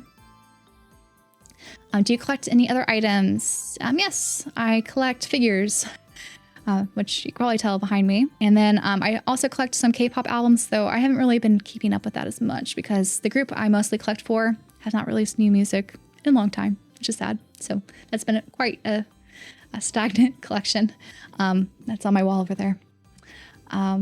But yeah, that's kind of all I've been focused on collecting because I have limited space and I can only collect so much. Top 3 Trails games, Reverie, Trails Through Daybreak, and Trails in the Sky SC. Probably my 3 favorite. Go with that. What's something in your game collection that you're glad you got at the time and would be hard to justify now? Probably my collector's editions, because a lot of them are expensive on the aftermarket. So most of those Trails collector's editions are very difficult to justify on the aftermarket, I will say. What draws you to RPGs so much? I think they just have such interesting stories and characters, and I just like the idea of making progress in the game and how they usually format a lot of the combat and story arcs as you kind of travel through the game. It's just something that kind of clicks with my brain of how to improve on yourself and grow and kind of reach a goal that you have. It's always something I've enjoyed about RPGs. I hate thinking of this question as a fellow game collector who doesn't enjoy looking at prices, but what do you think is the most valuable game item in your collection? I don't really look up game prices too after the fact. I'm going to guess my 3DS copy of the Fire Emblem Fates collection. So it's the one with the Birthright and Conquest on the same cart. So it's probably my most expensive game, which thankfully I did not have to pay those expensive prices for. What is the coziest non-cozy game? So I would say there's some RPGs that I think are very cozy that are not usually classified as a cozy game. Usually Dragon Quest is what comes to mind. More recently, Lunar, I think, is very cozy. I've really enjoyed Lunar. If you can't tell, I've brought it up quite a number of times in this Q&A so far. Just very comfy vibes. Okay, so are there any hardware features gimmicks you feel are underexplored or even unexplored that you'd like to see in the future? So creative, very hardware-specific games feel like a dying breed. Let's see. I think the tweet I made about this was about dedicated handheld games. And we don't have those kind of features anymore in how a game is being made for that handheld experience. Because everything could kind of go on every platform for the most part, whether on the big screen or on a small handheld with like a handheld gaming PC or something. And so we don't have those sort of interactive gimmicks like the 2DS or 3DS have, or even like the Vita that had some of those touch features on some of those games. Something that I think is kind of missed in the gaming space.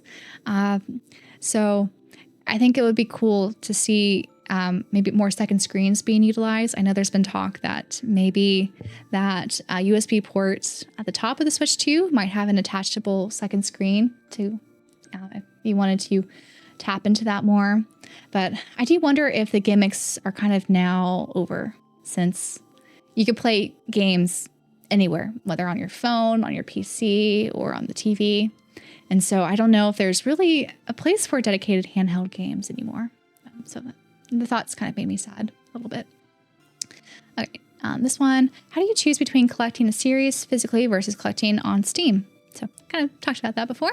And then here, how do you become so savvy with budgeting and so for your hobbies? Well, I guess for me, I always just prioritize my financial responsibilities, of course. The bills have to be paid.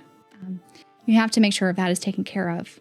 And then also you have to make sure your future is taken care of. So I think devoting a lot of your income to that is very important, especially early on, to again tap into that compounding interest. But leftover stuff I like to have as my hobby fund, and whenever I sell something from my hobbies, it kind of goes back into that pool and recycles itself. So I think that's how I've been able to budget so well, because I've been able to kind of recycle my hobbies a bit and not tap into my monthly paychecks that are coming. Unfortunately, you kind of have to build up to that, which I have over the years, but I like to think of it as more of a self-sustaining kind of hobby, but in itself. Looks like there's here. Okay, those are questions here. Last but not least, I have some on Bluesky questions. Have you ever been hyped to play a game only to have a massive disappointment? So the biggest one was definitely Rune Factory 5 for me. I bought that day one. I just played a few hours of it and then put it down, hoping for some sort of patch update to make the experience feel better. But it never came on the Switch. I was very disappointed. What is your most treasured collectible? That's very difficult to answer. Because I feel like when asked this question, there's either going to be some sort of sentimental story behind a treasured collectible, or it has to be something that's very expensive and very difficult to replace. That's why people kind of figure it as a very treasured collectible.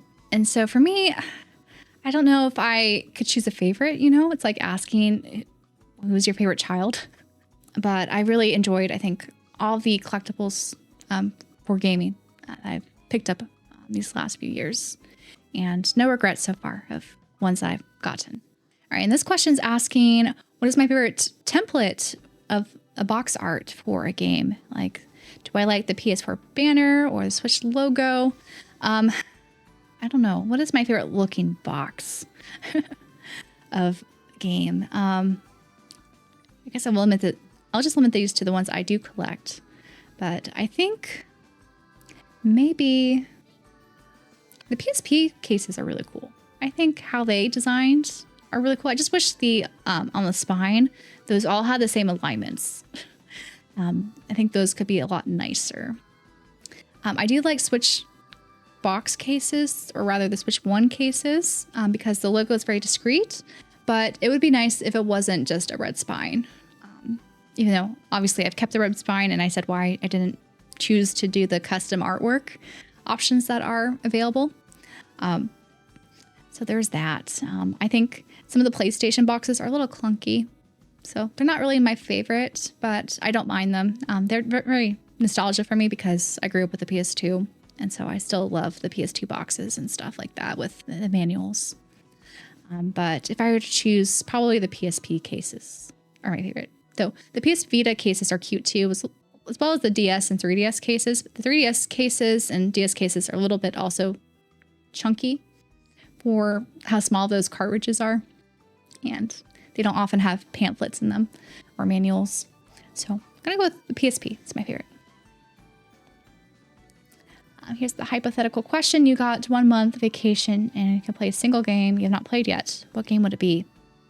1 month and only one game. So it would be a very long game that I would get sucked into. What is the game on my backlog that has the longest?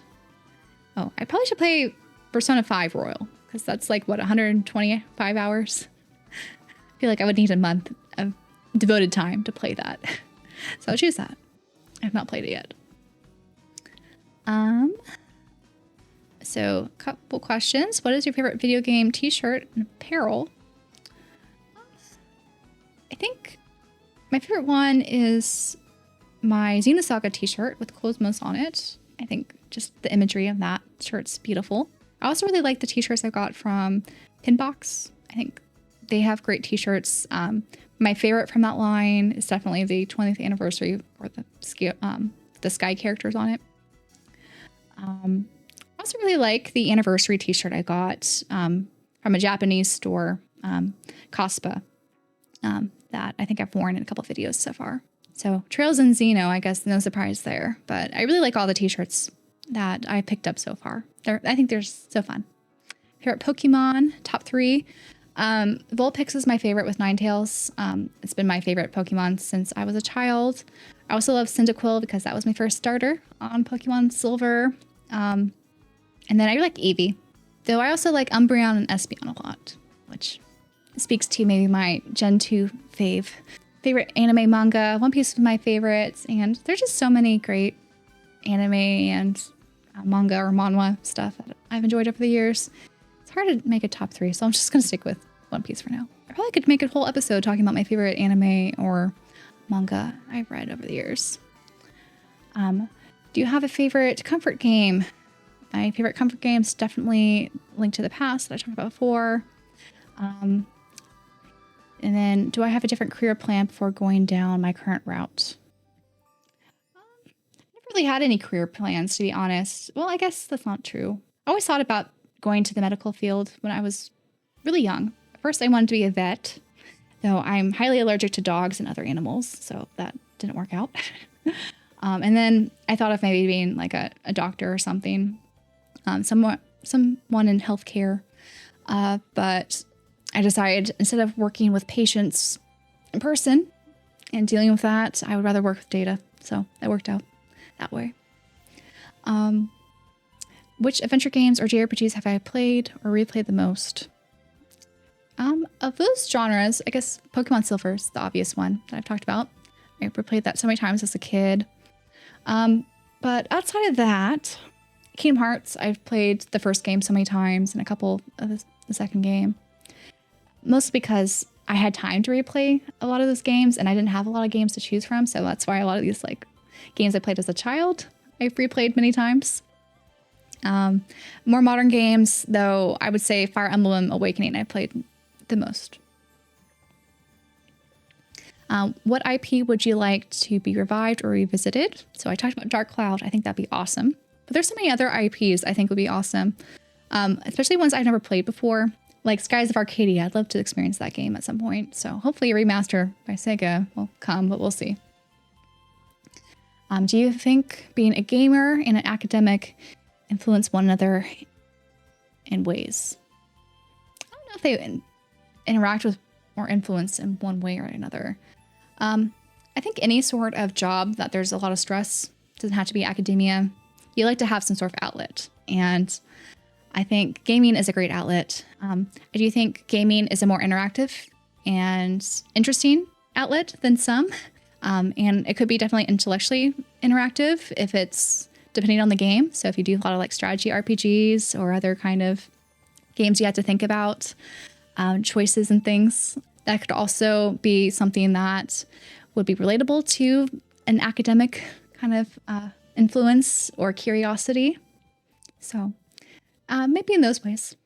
Then next, if I could choose a game that isn't easily accessible on modern hardware outside of emulation, give the whole globe and everything, wider audience, what would it be? Oh, I just mentioned Skies of Arcadia. I think that'll be number one choice for me, especially so that I could actually play it. And then our last question, if you go back to your childhood and experience any game when it's released with no knowledge of it, or what came after it, what game would you pick? One to replay as a child. This is such a hard question to answer because I feel like any childhood favorite game would fit the bill.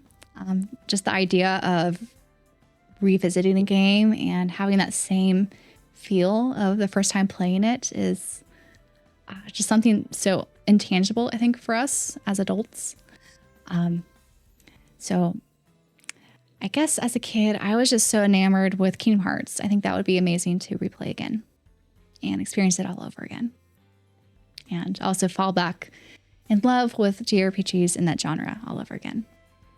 All right, this was a very long video and I apologize for that, but I wanted to answer everyone's questions and give some thoughtful responses. So I hope you guys enjoyed some of my answers to these questions. And I want to thank everyone again for helping me celebrate my 40K milestone.